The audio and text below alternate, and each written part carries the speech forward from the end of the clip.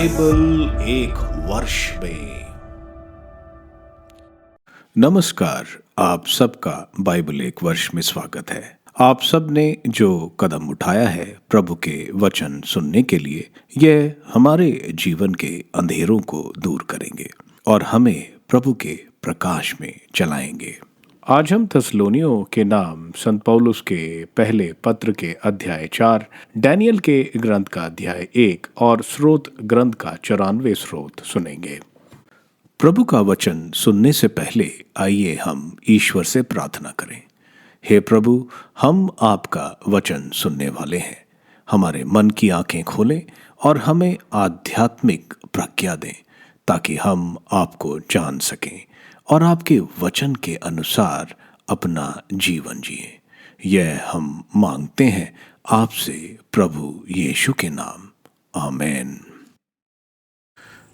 थिस्सलुनीकियों के नाम संत पौलुस का पहला पत्र अध्याय 4, शुद्धता, भातृ प्रेम और परिश्रम के लिए अनुरोध। भाइयों, आप लोग हमसे यह शिक्षा ग्रहण कर चुके हैं कि किस प्रकार चलना और ईश्वर को प्रसन्न करना चाहिए, और आप इसके अनुसार चलते भी हैं। अंत में हम प्रभु ईसा के नाम पर आपसे आग्रह के साथ अनुनय करते हैं कि आप इस विषय में और आगे बढ़ते जाएं। आप लोग जानते हैं कि मैंने प्रभु ईसा की ओर से आपको कौन कौन आदेश दिए। ईश्वर की इच्छा यह है कि आप लोग पवित्र बने और व्यभिचार से दूर रहें। आप में प्रत्येक धर्म और औचित्य के अनुसार अपने लिए एक पत्नी ग्रहण करें। गैर यहूदियों की तरह जो ईश्वर को नहीं जानते कोई भी वासना के वशीभूत ना हो, कोई भी मर्यादा का उल्लंघन ना करे और इस संबंध में अपने भाई के प्रति अन्याय नहीं करे, क्योंकि प्रभु इन सब बातों का कठोर दंड देता है, जैसा कि हम आप लोगों को स्पष्ट शब्दों में समझा चुके हैं। क्योंकि ईश्वर ने हमें अशुद्धता के लिए नहीं, पवित्रता के लिए बुलाया। इसलिए जो इस आदेश का तिरस्कार करता है वह मनुष्य का नहीं बल्कि ईश्वर का तिरस्कार करता है, जो आपको अपना पवित्र आत्मा प्रदान करता है। भातृ प्रेम के विषय में आप लोगों को लिखने की कोई आवश्यकता नहीं, क्योंकि आप लोग ईश्वर से ही एक दूसरे को प्यार करना सीख चुके हैं और सारी मकदूनिया के भाइयों के प्रति इस भातृ प्रेम का निर्वाह करते हैं। भाइयों, मेरा अनुरोध है कि आप इस विषय में और भी उन्नति करें। आप इस बात पर गर्व करें कि आप शांति में जीवन बिताते और हर एक अपने अपने काम में लगा रहता है। आप लोग मेरे आदेश के अनुसार अपने हाथों से काम करें। इस प्रकार गैर ईसाई आपका आदर करेंगे और आपको किसी बात की कमी नहीं होगी। मृतकों का पुनरुत्थान और मसीह का पुनरागमन। भाइयों, हम चाहते हैं कि मृतकों के विषय में आप लोगों को निश्चित जानकारी हो। कहीं ऐसा ना हो कि आप उन लोगों की तरह शोक मनाएं जिन्हें कोई आशा नहीं है। हम तो विश्वास करते हैं कि ईसा मर गए और फिर जी उठे। जो ईसा में विश्वास करते हुए मरे, ईश्वर उन्हें उसी तरह ईसा के साथ पुनर्जीवित कर देगा। हमें मसीह से जो शिक्षा मिली है उसके आधार पर हम आपसे कहते हैं, हम जो प्रभु के आने तक जीवित रहेंगे मृतकों से पहले महिमा में प्रवेश नहीं करेंगे, क्योंकि जब आदेश दिया जाएगा और महादूत की वाणी तथा ईश्वर की तुरही सुनाई पड़ेगी तो प्रभु स्वयं स्वर्ग से उतरेंगे। जो मसीह में विश्वास करते हुए मरे वह पहले जी उठेंगे। इसके बाद हम जो उस समय तक जीवित रहेंगे उनके साथ बादलों में आरोहित कर लिए जाएंगे और आकाश में प्रभु से मिलेंगे। इस प्रकार हम सदा प्रभु के साथ रहेंगे। आप इन बातों की चर्चा करते हुए एक दूसरों को सांत्वना दिया करें।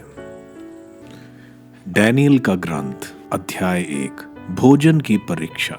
यूदा के राजा यहोयाकीम के राज्यकाल के 3रे वर्ष बाबुल के राजा नबूकदनेस्सर ने यरूशलेम आकर उसके चारों ओर घेरा डाला। प्रभु ने यूदा के राजा यहोयाकीम को और ईश्वर के मंदिर के कुछ पात्रों को नबूकदनेस्सर के हाथ जाने दिया। उसने उन्हें शिनार देश भिजवाया और पात्रों को अपने देवताओं के कोष में रखवा दिया। राजा ने खोजे के अध्यक्ष अश्पनज को कुछ ऐसे इजरायली नवयुवकों को ले आने का आदेश दिया जो राजवंशी अथवा कुलीन हो, शारीरिक दोष रहित, सुंदर, समझदार, सुशिक्षित, प्रतिभाशाली और राज दरबार में रहने योग्य हो। अश्पनज ने उन्हें खलदेइयों का साहित्य और भाषा पढ़ाई।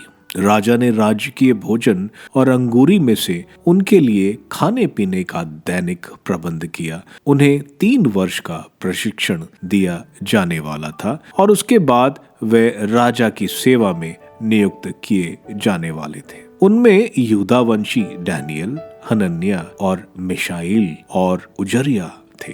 खोजे के अध्यक्ष ने उन्हें यह नए नाम दिए। उसने डैनियल को बेल्टाजर, हनन्याह को शद्रक, मिशाएल को मेशक और अजरिया को अबेदनागो कहा। डैनियल ने निश्चय किया कि वह राजकीय भोजन और अंगूरी खा पीकर अपने को अशुद्ध नहीं करेगा और उसने खोजों के अध्यक्ष से निवेदन किया कि वह उसे उस दूषण से बचाए रखे। ईश्वर की कृपा से खोजों का अध्यक्ष डैनियल के साथ अच्छा और सहानुभूति व्यवहार करता था। उसने डैनियल से कहा, मैं राजा अपने स्वामी से डरता हूँ। उन्होंने तुम्हारा खान पान निश्चित किया है। यदि वह देखेंगे कि समवयस्क युवकों की तुलना में तुम्हारा चेहरा उतरा हुआ है तो मेरा जीवन जोखिम में पड़ जाएगा। उसके बाद डैनियल ने भोजन के प्रबंधक से कहा, जिस खोजे के अध्यक्ष ने डैनियल, हनन्याह, मिशाएल और अजरिया पर नियुक्त किया था, कहा, आप कृपया 10 दिन तक अपने सेवकों की परीक्षा लें। हमें खाने के लिए तरकारी और पीने के लिए पानी दिलाएं। इसके बाद आप हमारा और राजकीय भोजन का सेवन करने वाले युवकों का चेहरा देख ले और जो आपको उचित जान पड़े वही हमारे साथ करें। उसने उनका निवेदन स्वीकार कर लिया और 10 दिन तक उनकी परीक्षा ली। 10 दिन बाद वे राजकीय भोजन खाने वाले युवकों की तुलना में अधिक स्वस्थ और हृष्ट-पुष्ट दिख पड़े। उस समय से प्रबंधक उनके लिए निर्धारित किया हुआ खान पान हटाकर उन्हें तरकारी देता रहा। ईश्वर ने उन चारों नवयुवकों को ज्ञान, समस्त साहित्य की जानकारी और प्रज्ञा प्रदान की। डैनियल की दिव्य दृश्यों और हर प्रकार के स्वप्नों की व्याख्या करने का वरदान था। राजा द्वारा निर्धारित अवधि की समाप्ति पर खोजे के अध्यक्ष ने नवयुवकों को नबूकदनेस्सर के सामने प्रस्तुत किया। राजा ने उनके साथ वार्तालाप किया और उनमें कोई भी डैनियल, हनन्याह, मिशाएल और अजरिया की बराबरी नहीं कर सका। वे राजा की सेवा में नियुक्त हो गए। जब जब राजा ने किसी समस्या पर उनसे परामर्श किया तो उसने पाया कि समस्त राज्य के किसी भी ज्योतिषी अथवा ओझा से उनकी प्रज्ञा और विवेक 10 गुनी श्रेष्ठ था। डैनियल राजा सेरुस के प्रथम वर्ष तक वहां रहा। स्रोत ग्रंथ स्रोत 94। ईश्वर की न्याय प्रियता। प्रभु प्रतिशोधी ईश्वर अपने को प्रकट कर पृथ्वी के न्यायकर्ता उठकर घमंडियों से उनके कर्मों का बदला चुका। प्रभु दुर्जन कब तक आनंद मनाएंगे। वह धृष्टतापूर्ण बातें करते हैं, वे सब कुकर्मी डींग मारते हैं। प्रभु वे तेरी प्रजा को पीसते और तेरी विरासत पर अत्याचार करते हैं। वे विधवाओं तथा परदेशियों की हत्या और अनाथों का वध करते हैं। वह कहते हैं, प्रभु नहीं देखता, याकूब का ईश्वर उस पर ध्यान नहीं देता। निर्बुद्धियों सावधान रहो, मूर्खों तुम कब समझोगे। जिसने कान बनाया क्या वह नहीं सुनता? जिसने आंख बनाई, क्या वह नहीं देखता?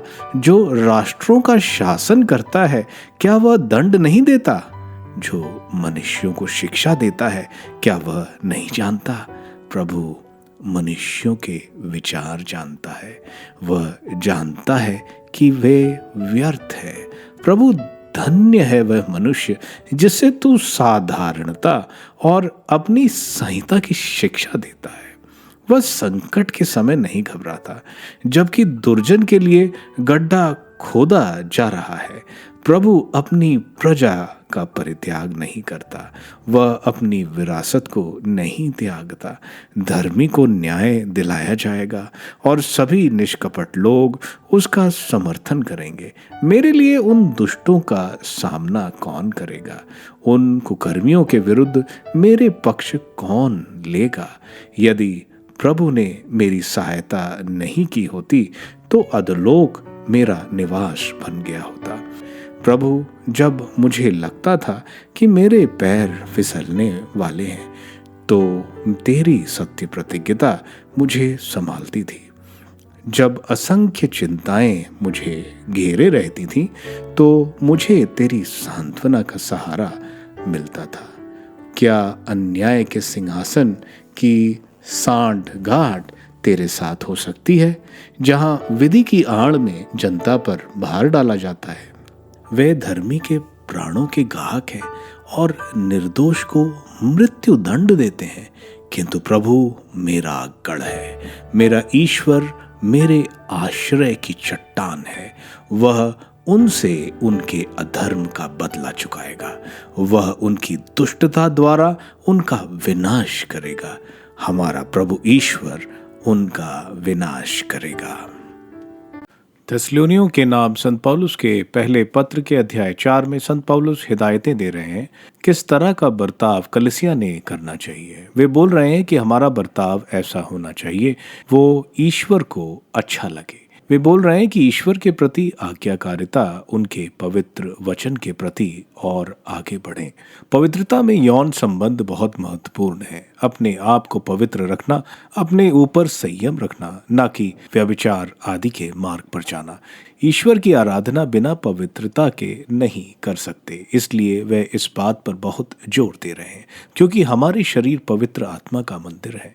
आगे वे आपसी भाईचारे में रहने की बात कर रहे हैं। एक दूसरे से प्यार करना एक क्रिस्ती अनुयायी की पहचान है। वे आगे बोल रहे हैं कि अपने काम से मतलब रखें, दूसरों पर भार नहीं बने और अपना जीवन एक क्रिस्त के अनुयायी के अनुसार जिए। थिस्सलुनीका की कलीसिया अपने मृतकों के लिए चिंतित थी। इस पर वे बोल रहे हैं कि जो मर गए हैं वो सो रहे हैं, वे फिर जी उठेंगे और अनंत जीवन स्वर्ग में पाएंगे। धर्मग्रंथ बोलता है इसी बात पर संत मती और जकारिया के ग्रंथ में, जो हमने कल जकारिया का ग्रंथ के अध्याय 14 में ईश्वर का आगमन सुना था। इसलिए संत पौलुस थिस्सलुनीका की कलीसिया को बोल रहे हैं कि क्रिस्तियों को प्रभु के आगमन की खुशी होनी चाहिए, जब हम अपने चहेतों के साथ फिर मिल जाएंगे। आज हमने डैनियल का ग्रंथ शुरू किया। डैनियल एक यूदावासी यहूदी लड़का था जिसने बेबीलोनियर ने गुलाम बनाकर बेबीलोन ले गए 605 बीसी में। डैनियल बेबीलोन में 67 वर्ष तक राजा साइरस के समय तक रहा। डैनियल ने काफी दर्शन देखे जिसमें मसीहा यानी प्रभु यीशु के आने का समय भी बताया गया है। यह ग्रंथ ईश्वर की श्रेष्ठता, अन्य देवताओं से और उनकी सत्य प्रतिज्ञता का बखान करता है। डैनियल द्वारा मनुष्य पुत्र की उपाधि जो मसीहा को संबोधन करता है, जिसे प्रभु यीशु ने अपने प्रवचनों में अपने विषय में बोला है। अध्याय 1 में हम देखते हैं राजा नेबूकदनेस्सर बेबीलोन का यरूशलेम पर कब्जा कर लेता है। नेबूकदनेस्सर मंदिर की पवित्र वस्तुएं कब्जे में कर लेता है। यहूदी शाही परिवार के उच्च परिवार से गुलाम लाए लड़कों को नेबूकदनेस्सर अपने दरबार में काम करने को तैयार करने का आदेश कर देता है। डैनियल के साथ 3 और युवा थे। डैनियल ने अपवित्र खाना खाने से मना कर दिया और सिर्फ सब्जी और पानी मांगा। डैनियल और इन तीनों प्रज्ञा में और ज्ञान में बाकियों से बहुत आगे पाए गए। डैनियल को दर्शन और उसको समझने की भी ज्ञान ईश्वर ने दिया। ये चारों बाकी जो दरबार में थे उनसे 10 गुना बुद्धिमान और अच्छे पाए गए।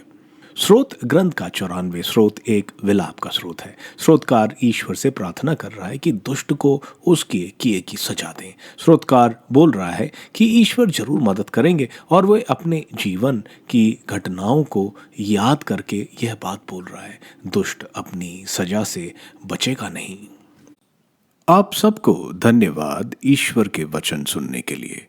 मैं आपसे विनती करता हूं कि आप बाइबल एक वर्ष में को दूसरों के साथ शेयर करें, क्योंकि प्रभु का वचन स्वयं प्रभु यीशु है। प्रभु को दूसरों को देने वालों को प्रभु की आशीष जरूर मिलेगी। मैं आप सबका बड़ी बेसब्री से कल इंतजार करूंगा। धन्यवाद।